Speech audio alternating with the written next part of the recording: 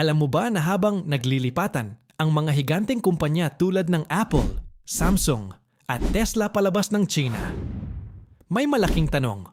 Bakit hindi sa Pilipinas ang pinipili nila? Aray ko! Sa papel, panalo tayo.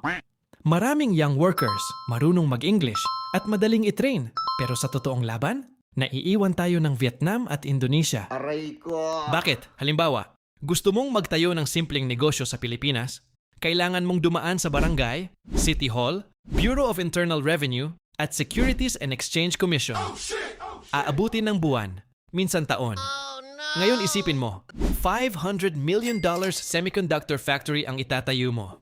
Tatlong problema agad ang makikita ng investors. Mataas ang kuryente, mahina ang internet at ports, mabagal at komplikadong permits.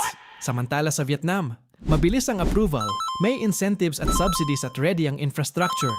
Kaya imbes na sa Pilipinas, mapunta ang bilyon-bilyong dolyar, napupunta ito sa kapitbahay natin. Kung hindi maaayos ang red tape at infrastructure, maiiwan tayo sa pinakamalaking economic shift ng mundo. Ikaw? Ano pa sa tingin mo ang dahilan kung bakit lumalayo ang investors sa Pilipinas?